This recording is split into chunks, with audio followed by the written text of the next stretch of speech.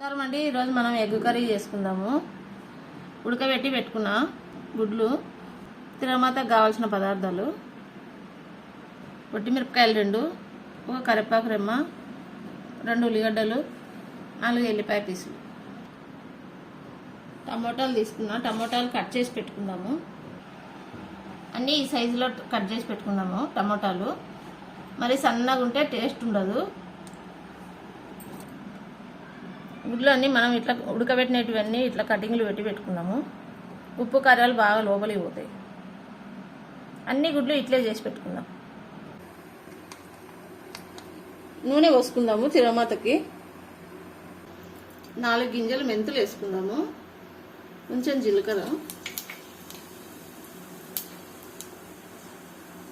ఎల్లిపాయలు,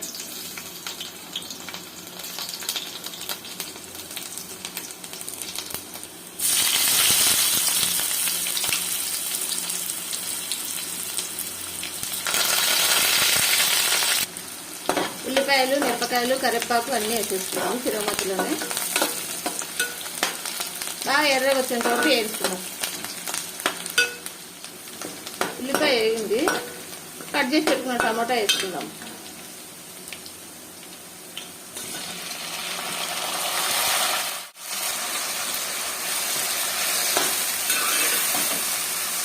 ఇంకా కలబెట్టేసుకున్నాం.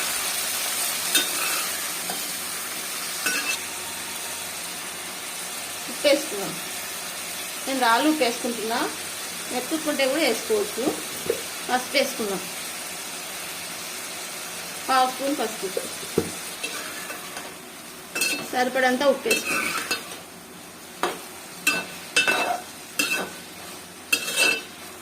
మంట తగ్గించుకొని మూత పెట్టేద్దాం. టమాటా బాగా ఉడుకుద్ది. ఒక బాయిల్ వచ్చేసింది కదా, మూత పెట్టేసుకున్నాం. ఇప్పుడు మంట తగ్గించుకొని మూత పెట్టేసుకోండి.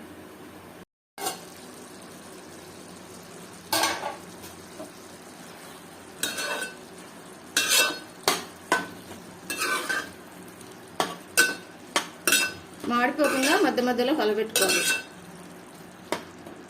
కొంచెం ఉడికితే టమాటో సరిపోతుంది.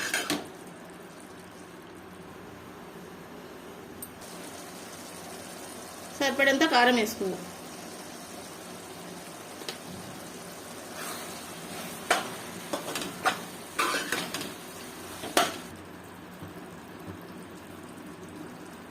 చిన్న స్పూన్ ధనియాల పొడి,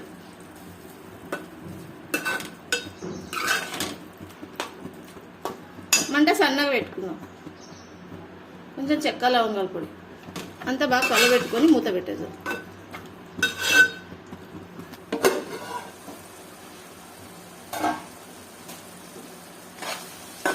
ఇప్పుడు ఎగ్స్ వేసేసుకుందాం.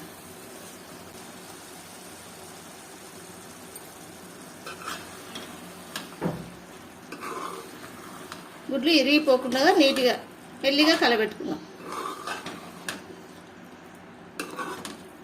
ఒక 5 నిమిషాలు ఇట్లే మగ్గిద్దాం. బాగా ఉప్పు కారాలు పట్టుకుంటాయి. మూత పెట్టేద్దాం.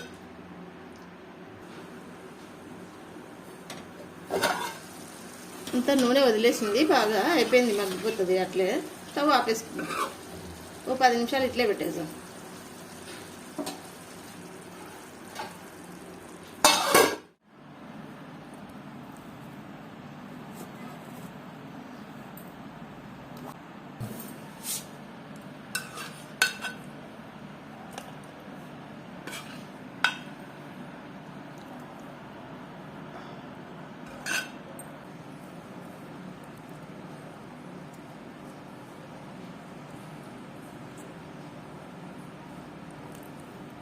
అన్నంలో కలుపుకొని తింటుంటేనే మంచి వాసన వస్తుంది. బాగా టేస్ట్ ఉంటుంది. ఇట్లా ట్రై చేయండి ఒకసారి మీరు కూడా.